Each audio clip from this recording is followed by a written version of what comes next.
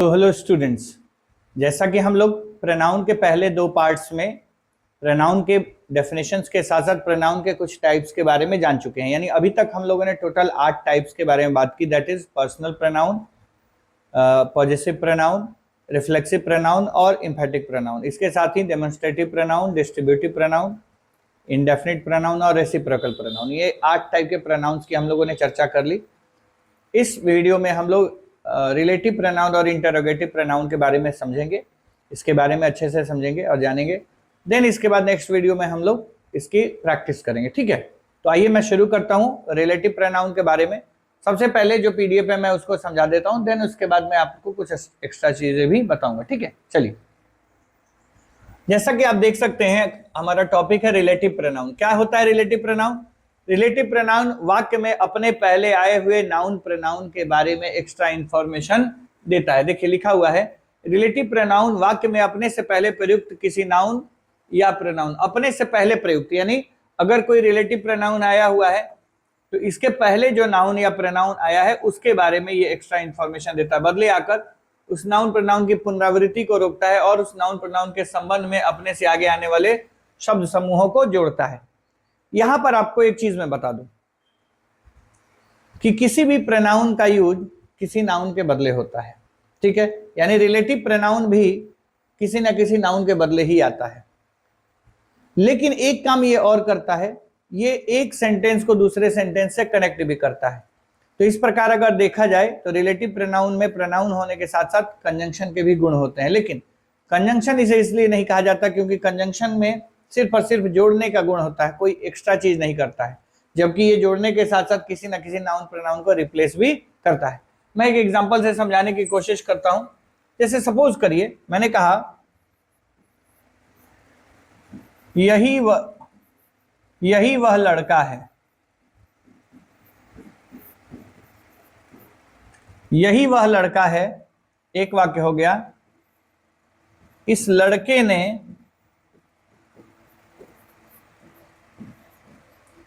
मेरी मदद की थी। अब एक बात समझिए, यही वो लड़का है। अगर मैं इसको लिखना चाहूं, मान लीजिए मैंने कहा दिस इज द बॉय, ठीक है। अगर ये वाक्य यहां पे खत्म भी मान लिया जाए, इस लड़के ने मेरी मदद की थी, दिस बॉय हेल्प्ड मी। अब एक बात सोचिए, अगर मैं देखूं ध्यान से तो इस बॉय को ही यहां पर रिपीट किया गया है। तो अगर मैं इन दोनों सेंटेंसेस को आपस में जोड़ना ना चाहूं तो मैं इस दिस बॉय की जगह ही लगा सकता हूं, this is the boy he helped me, ठीक है। यानी कि अगर हम लोग किसी सेंटेंस में किसी नाउन को रिप्लेस करना चाहते हैं तो इजी है हमारे लिए उसका पर्सनल प्रोनाउन यूज कर लेना। लेकिन अगर मैं इस फुल स्टॉप को हटा के इन दोनों सेंटेंसेस को आपस में जोड़ना चाहूं तो मेरे पास क्या क्या उपाय है। देखिए, एक वाक्य ये हो गया, एक वाक्य ये हो गया, this is the boy help me, ठीक, या this is the boy he help me. अभी भी ये दो सेपरेट सेंटेंसेस हैं, बीच में कोई कंजंक्शन नहीं आया है। अगर मैं चाहूं कि इसको ना हटाऊं, यानी ही को ना हटाऊं, ही ऐसे ही रहे, तो मैं ये इसकी जगह एंड वगैरह का प्रयोग कर सकता हूं। This is the boy and he help me, मतलब यही वो लड़का है और इस लड़के ने मेरी मदद की थी, और इसने मेरी मदद की थी। लेकिन अगर मैं चाहूं कि नहीं, मुझे ना तो इस एंड को लिखना है और ना ही इस ही को लिखना है, तो मेरे पास क्या उपाय होगा? तो मेरे पास उपाय होगा कि मैं एंड और ही हटा के यहां पर लगा दूं हु। तो सेंटेंस कुछ ऐसा हो जाएगा, this is the boy who helped me, यही वो लड़का है जिसने मेरी मदद की थी। तो ये जो हु शब्द है इसने एंड और ही दो चीजों को रिप्लेस कर दिया। ही को इसलिए रिप्लेस किया क्योंकि हमने इस नाउन के बदले इसको यूज किया है। एंड को इसलिए रिप्लेस किया क्योंकि ये दो अलग अलग वाक्य थे और इसने दोनों वाक्यों को आपस में क्या कर दिया, कनेक्ट कर दिया। तो अगर ध्यान से देखा जाए तो this is the boy who helped me में ये हु लगा किसके लिए? अपने ठीक पहले आए हुए नाउन के लिए। किस लिए? तो अगले वाक्य में इसी वाले नाउन के बारे में कोई इंफॉर्मेशन दिया गया है जिस इंफॉर्मेशन में इस नाउन को रिपीट किया गया था, हमने उस नाउन को रिपीट करने के बजाय या तो उसका पर्सनल प्रोनाउन लगाया, फिर पर्सनल प्रोनाउन को हटा के उसकी जगह हमने रिलेटिव प्रोनाउन लगाया और बीच के फुल स्टॉप कॉमा सबको क्या कर दिया, हटा दिया। तो इस तरीके से आप देखेंगे कि हिंदी के वाक्यों में जो, जिसने, जिसे, जिसका, ऐसे शब्दों का अगर हम लोग प्रयोग करते हैं तो ये सारे शब्द अंग्रेजी में रिलेटिव प्रोनाउन कहलाते हैं। ठीक है, यही वो घर है जो मैंने पिछले साल खरीदा था, यही वो कार है जिसे मेरे भाई ने मुझे गिफ्ट दिया था, यही वो लड़का है जिसकी मैंने कल मदद की थी, यही वो लड़का है जिसने कल मेरी मदद की थी, यही वो आदमी है जिसकी कार पिछले सप्ताह चोरी हो गई थी। यानी कि जब भी आप किसी सेंटेंस में रिलेटिव प्रोनाउन लगाएंगे तो हिंदी के वाक्यों में सामान्यतः आपको जो, जिसने, जिसे, जिसको, जिसका जैसे शब्दों का प्रयोग करना पड़ेगा।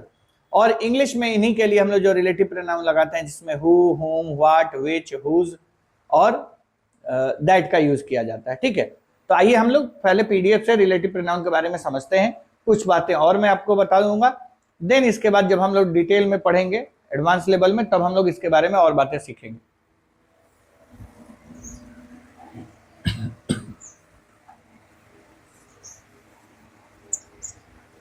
देखिए, तो सबसे पहली बात समझ लीजिए, रिलेटिव प्रोनाउन में क्या क्या आता है। हु आता है, हुम आता है, विच आता है, हुज आता है, व्हाट भी आता है और दैट भी आता है।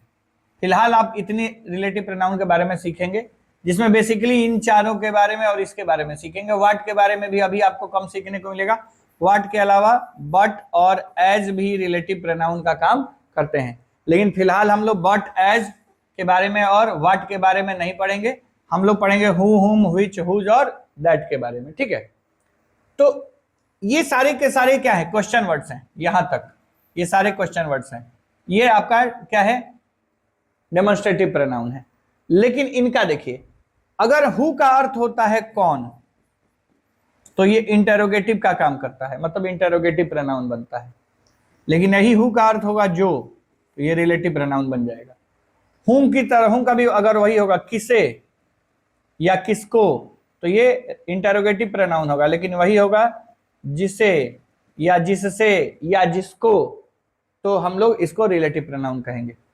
विच का भी वही अर्थ होता है, कौन सा, कौन सा या क्या भी रहता है कभी कभी। तो एक बात समझ लीजिए, तो इस विच का क्या करेंगे हम लोग, इसको इंटेरोगेटिव प्रोनाउन कहेंगे। लेकिन अगर विच का अर्थ हो जाए जो, जिसने या जिसे, तो यही विच रिलेटिव प्रोनाउन बन जाता है। हुज के बारे में अगर बात करेंगे तो किसका अगर अर्थ रहेगा, किसका, किसकी, किसके, तो ये इंटेरोगेटिव प्रोनाउन हो जाता है। लेकिन अगर यही जो जिसका हो जाए, जिसका, जिसकी हो जाए, तो ये रिलेटिव प्रोनाउन हो जाता है। ठीक है, व्हाट के साथ भी यही कहानी है। व्हाट का अर्थ अगर क्या होगा तो ये इंटेरोगेटिव हो जाएगा, और अगर व्हाट का अर्थ हो जाएगा जो, तो ये रिलेटिव हो जाएगा।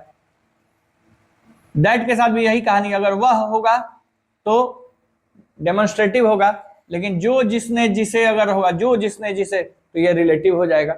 इसका मतलब ये है कि ये जितने भी वर्ड आप लोग देख रहे हैं, हु, हुम, विच, हुज, व्हाट और दैट, इनके दो अर्थ हैं। तो जितने भी WH वर्ड हैं, अगर ये इंटेरोगेटिव का काम करते हैं तो इनका हिंदी क से शुरू होता है। कौन, किसे, कौन सा, क्या, किसका, यानी क से। जैसे तुम कौन हो, तुम किसे पढ़ाते हो, तो तुम्हें कौन सा रंग पसंद है, तुम्हें क्या चाहिए, तुम किसके घर में रहते हो, यानी क वाला।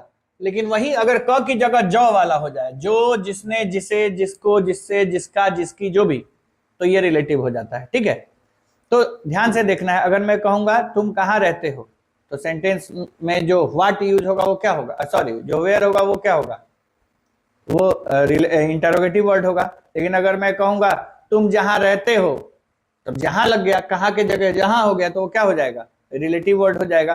तो जितने भी WH वर्ड हैं, ध्यान से समझिएगा, जितने भी WH वर्ड हैं उनमें से कुछ वर्ड्स प्रोनाउन होते हैं, कुछ वर्ड्स एडजेक्टिव होते हैं और कुछ वर्ड्स एडवर्ब होते हैं।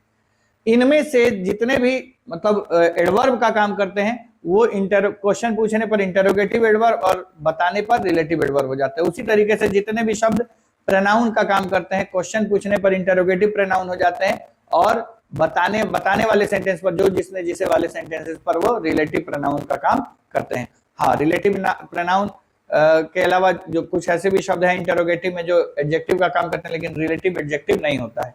तो पूरे इंग्लिश ग्रामर में प्रोनाउन में और एडवर्ब में रिलेटिव प्रोनाउन और रिलेटिव एडवर्ब जैसा एक टाइप होता है या कंसेप्ट होता है, जिसमें जो WH वर्ड प्रोनाउन का काम करते हैं वही WH वर्ड रिलेटिव प्रोनाउन का काम करते हैं, जो इंटरोगेटिव का काम करते हैं वही रिलेटिव का भी काम करते हैं, और वही जो interrogative question words interrogative adverb का काम करते हैं वही रिलेटिव एडवर्ब का भी काम करते हैं।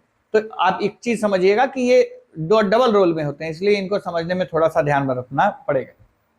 यहां पर फिर से एक बार पढ़ा रहा हूं मैं आपको, देखिए क्या लिखा हुआ है। रिलेटिव प्रोनाउन वाक्य में अपने से पहले प्रयुक्त किसी नाउन प्रोनाउन, यानी रिलेटिव प्रोनाउन अपने ठीक पहले आए हुए नाउन प्रोनाउन के बदले आते हैं, यानी कि वही नाउन प्रोनाउन। अब ऐसे समझिए, जैसे मान लीजिए कोई नाउन या प्रोनाउन है, इसके बाद कोई रिलेटिव प्रोनाउन आया होगा, यानी कि यही नाउन प्रोनाउन रिपीट हुआ होगा, तो ये रिपीट करने के बजाय उसकी जगह हम लोगों ने क्या लगा दिया है, रिलेटिव प्रोनाउन लगा दिया है। यानी अगर कोई नाउन दोबारा दूसरे वाक्य में रिपीट हो रहा है तो उस नाउन को रिपीट ना करके हम उसकी जगह रिलेटिव प्रोनाउन लगा के दोनों वाक्यों को आपस में कनेक्ट कर सकते हैं। क्या लिखा हुआ है कि रिलेटिव प्रोनाउन अपने वाक्य में अपने पहले प्रयुक्त किसी नाउन प्रोनाउन के बदले आकर उस नाउन प्रोनाउन की पुनरावृत्ति को रोकता है।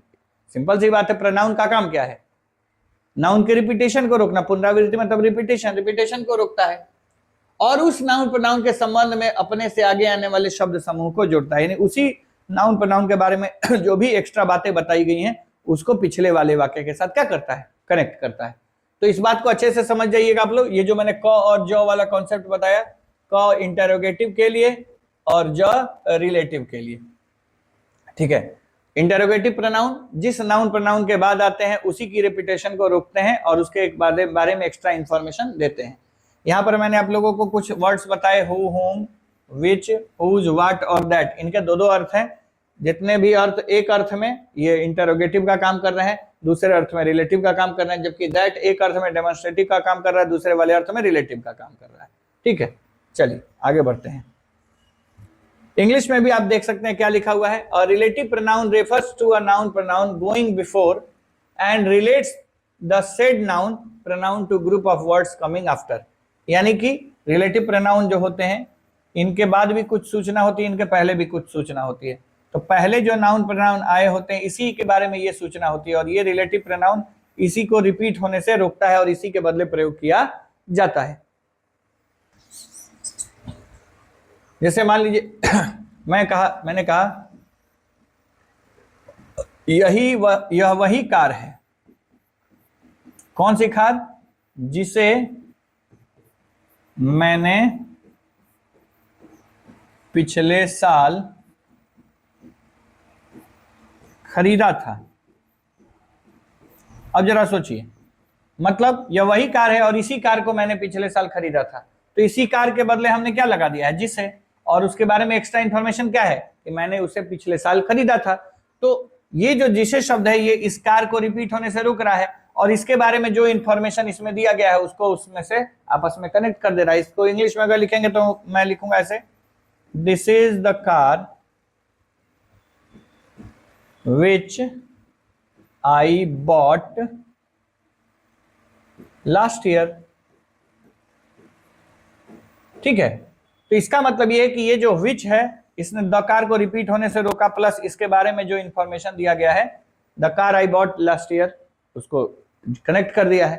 तो रिलेटिव प्रोनाउन के कॉन्सेप्ट को हम लोग इसी तरीके से समझेंगे। आगे बढ़ते हैं। देखिए रिलेटिव प्रोनाउन में मैंने आपको बताया क्या क्या आता है, हु, हुम, हुज, विच, व्हाट और दैट। ये मुख्य रिलेटिव प्रोनाउन। देखिए व्हाट की भी चर्चा की गई है। इसके अलावा दो और होते हैं, बट और एज, जो कि अभी आपको एडवांस लेवल में पढ़ने को मिलेगा। तो हु, हुम, हुज, विच, व्हाट और दैट एक मुख्य रिलेटिव प्रोनाउंस है। व्हाट के बारे में मैं आपको बता देता हूं। देखिए ज्यादातर रिलेटिव प्रोनाउन के पहले कोई ना कोई नाउन प्रोनाउन और तब रिलेटिव प्रोनाउन आता है, लेकिन व्हाट एक ऐसा रिलेटिव प्रोनाउन है जिसके पहले कोई नाउन प्रोनाउन नहीं आता है, वो उसमें छिपा होता है। ठीक है, ये आगे आप लोगों को पढ़ने को मिलेगा। फिलहाल इसके बारे में अभी ज्यादा जानकारी नहीं मिलेगी, आप बेसिक लेवल की चीजें सीख रहे हैं। दिस इज द बुक, यह वही किताब है। The book was given to me, यह किताब मुझे दी गई थी। यह वही किताब है और यह किताब मुझे दी गई थी। तो ये जो द बुक लिखा हुआ है, इसकी जगह अगर पर्सनल प्रोनाउन लगा देता तो क्या लिखता, इट लगा देता। This is the book, it was given to me, और मैं चाहूं तो इस इट को हटा के और इस फुल स्टॉप को हटा के यहां पर लगा सकता हूं विच या दैट। हाँ, एक बात और मैं आप लोगों को सिखा देता हूं। देखिए, हु और हुम का जो यूज होता है वो पर्सन के लिए होता है, मतलब व्यक्ति के लिए, जबकि विच का यूज थिंग्स के लिए, वस्तुओं के लिए होता है, ठीक है। और दैट का यूज सबके लिए होता है, ठीक है। तो हु और हुम जब भी आएगा हमेशा किसी न किसी व्यक्ति के बारे में दिए हुए इंफॉर्मेशन को रिपीट होने से रोकेगा, और इंफॉर्मेशन को रिपीट नहीं, नाउन को रिपीट होने से रोकेगा और इंफॉर्मेशन को कनेक्ट करेगा। जबकि विच किसी वस्तु के बारे में, अभी आपने देखा मैंने कार का एग्जांपल दिया तो विच लगाया, और वहीं मैंने बॉय का एग्जांपल दिया था तो हु लगाया था।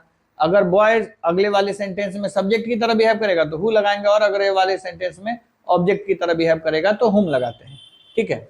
मैं आपको एक दो एग्जांपल दिखा देता हूं, आप लोगों को समझ में आ जाएगा, क्योंकि ये समझना बहुत जरूरी है।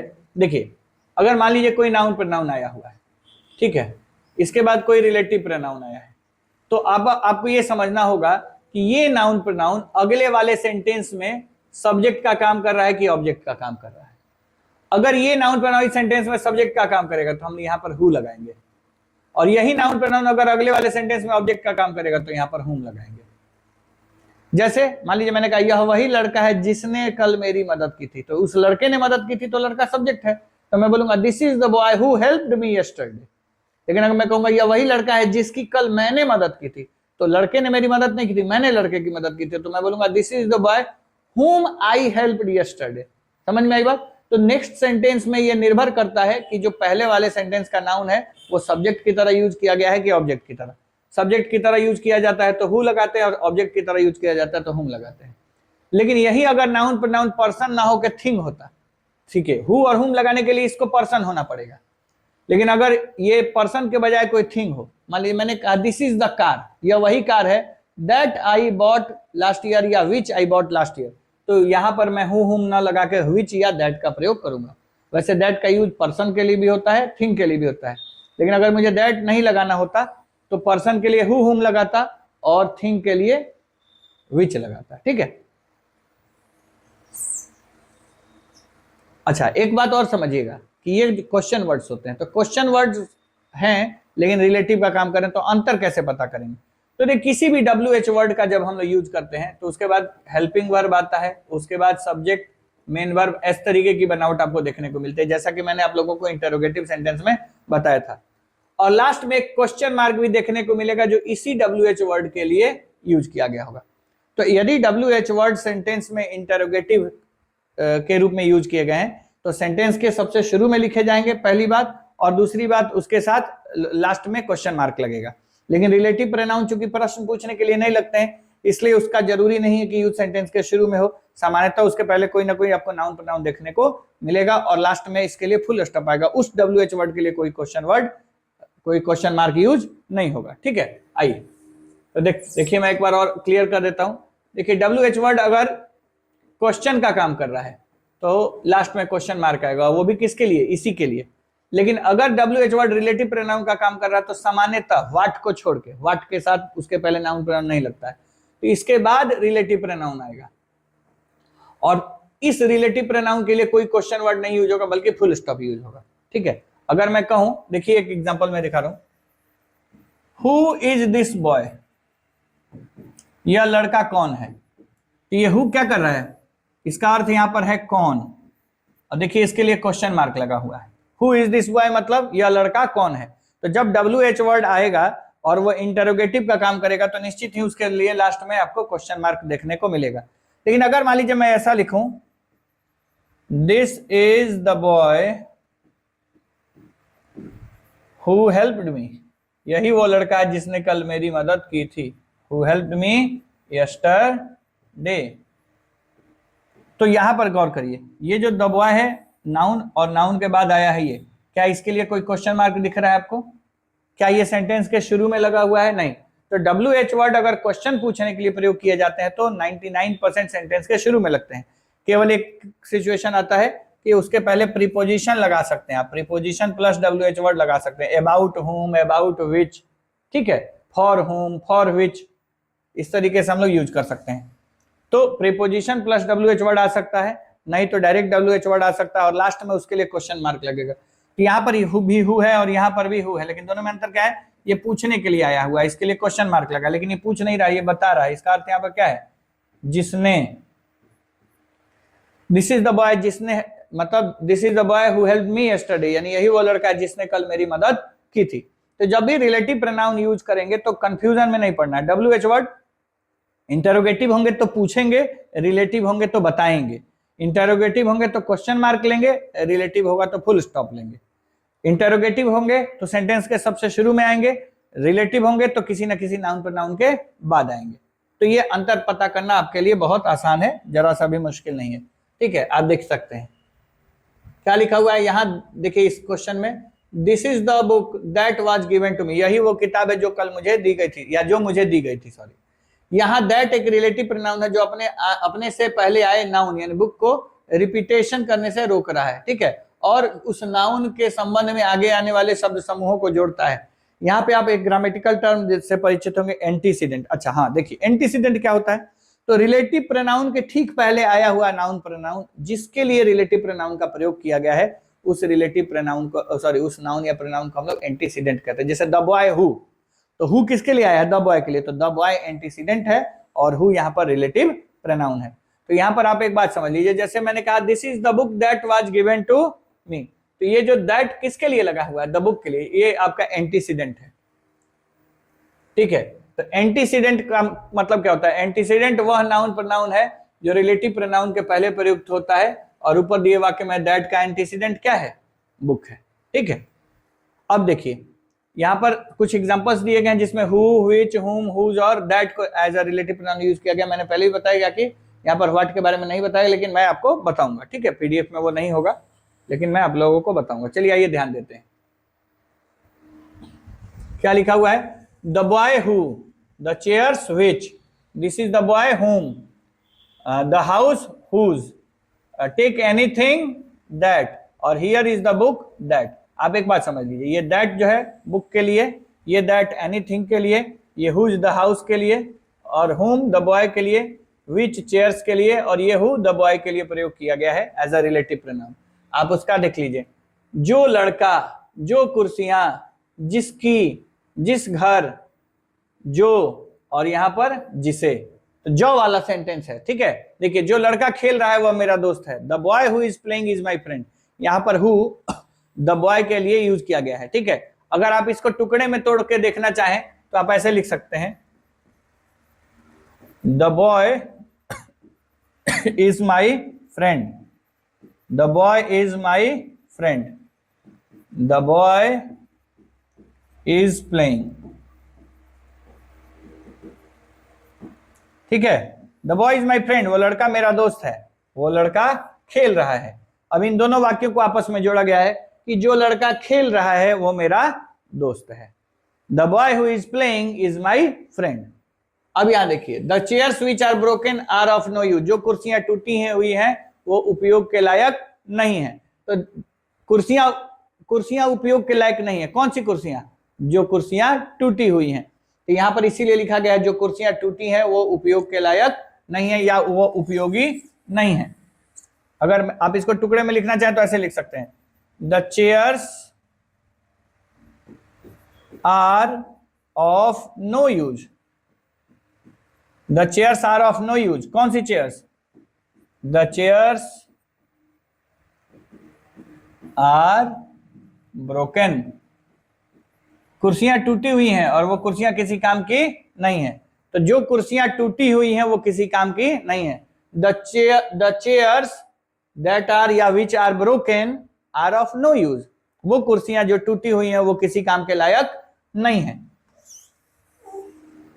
अब देखिए इसके अलावा, दिस इज द बॉय हुम ऑल प्रेज। अच्छा एक बात सोचिए, यहाँ पे बॉय के साथ हु लगा है, क्यों, क्योंकि उसके बगल में देखिए सब्जेक्ट वर्ब लगा हुआ है, सॉरी ये सब्जेक्ट का काम कर रहा है। The boy who is playing, वो लड़का जो खेल रहा है वो मेरा दोस्त है। एक तो वाक्य यहां पर है, the boy is my friend, वो लड़का मेरा दोस्त है, कौन सा, जो खेल रहा है, यानी ये लड़का अगले वाले वाक्य का सब्जेक्ट है।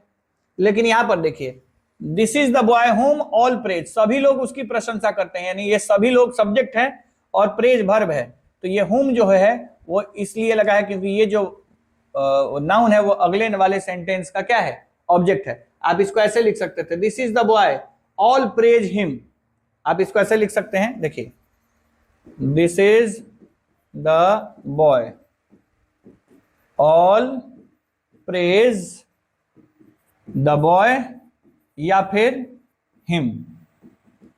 तो देखिए यही वो लड़का है या वही लड़का है। कौन लड़का? सभी लोग उसकी प्रशंसा करते हैं, यानी यह वही लड़का है जिसकी प्रशंसा सब लोग करते हैं। तो ये जो द बॉय या हिम आप देख रहे हैं, ये वर्ब का ऑब्जेक्ट है। इस ऑब्जेक्ट के चलते यहां पर क्या लग गया, होम लग गया।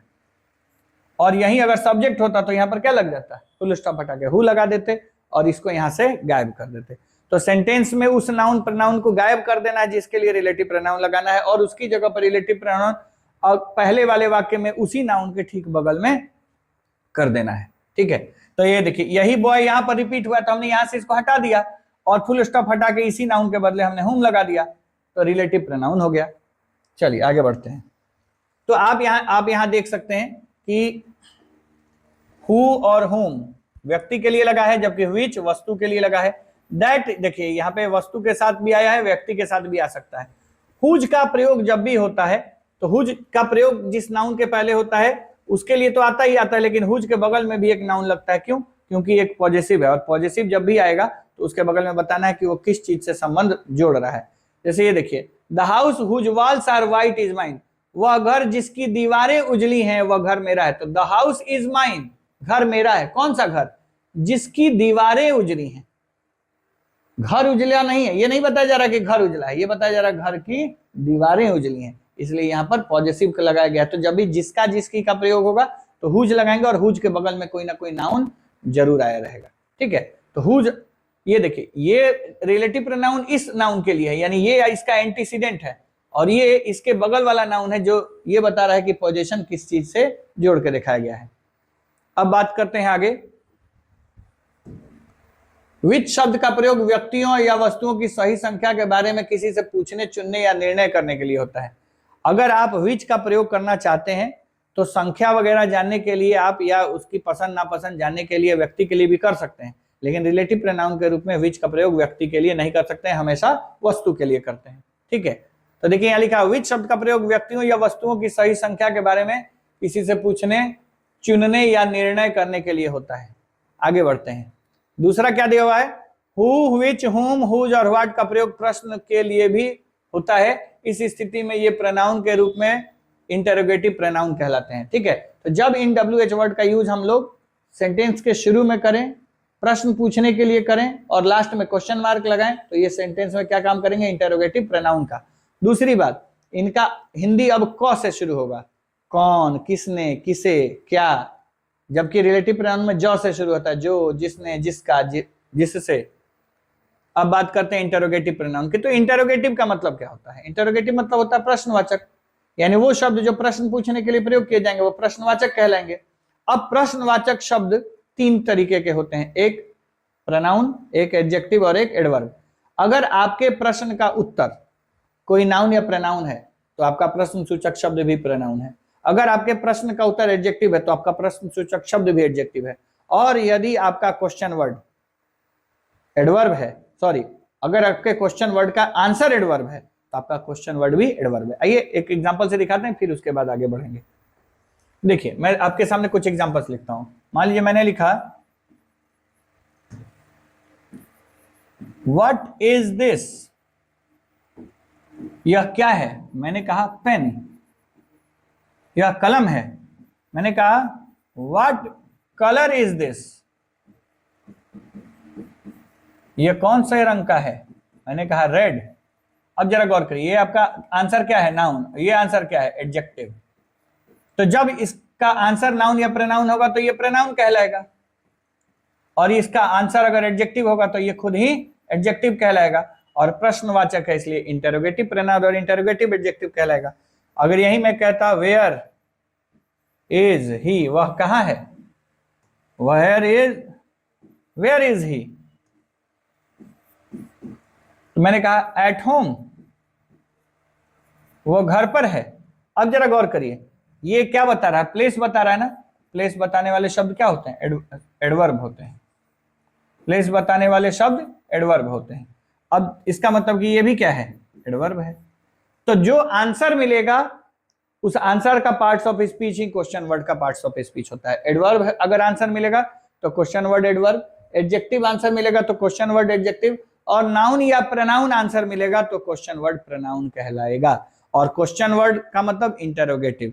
तो तीन तरीके के इंटरोगेटिव होते हैं, इंटरोगेटिव प्रोनाउन, इंटरोगेटिव एडजेक्टिव और इंटरोगेटिव एडवर्ब। तो फिलहाल आपको इंटरोगेटिव प्रोनाउन और इंटरोगेटिव एडजेक्टिव से मैं परिचित करा दे रहा हूं। देखिए इसमें क्वेश्चन वर्ड्स हैं, एक है हु, एक है whom, एक है which, एक है whose और एक है what। तो देखिए ये जो दो आप देख रहे हैं who और whom, ये हमेशा प्रोनाउन होते हैं, ये एडजेक्टिव का काम नहीं करते हैं।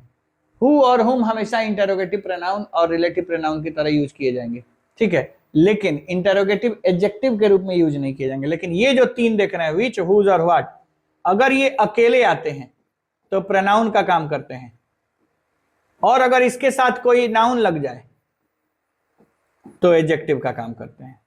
जैसे मान लीजिए मैंने कहा हुज इज दिस, यह किसका है, और मैं बोलूंगा हुज पेन इज दिस, यह किसकी कलम है।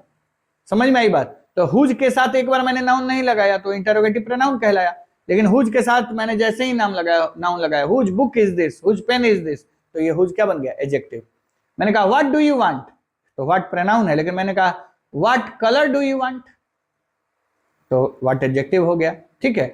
उसी तरीके से विच इज योर्स, तो विच प्रोनाउन हो गया। मैंने कहा विच पेन इज योर्स, तो विच एडजेक्टिव हो गया क्योंकि उसके बगल में नाउन लगा हुआ है। तो एक बात यहां पर आप लोगों को ध्यान देना है कि हु, हुम, हुज, व्हिच, व्हाट, ये सब इंटरोगेटिव प्रोनाउन होते हैं, लेकिन इसमें हुज, व्हिच और व्हाट के बगल में अगर नाउन लग जाए तो ये एडजेक्टिव का भी काम करते हैं। चलिए आगे बढ़ते हैं। आप कुछ एग्जांपल यहाँ पर लिखा हुआ देख लीजिए। हु आर यू, तुम कौन हो। हुम डू यू लव, तुम किससे प्रेम करते हो। हुज इज दिस बुक, यह किताब किसकी है। विच इज योर्स, कौन सा तुम्हारा है। व्हाट इज दिस, यह क्या है। और व्हाट इज योर फादर, तुम्हारे पिताजी क्या है या तुम्हारे पिताजी क्या करते हैं।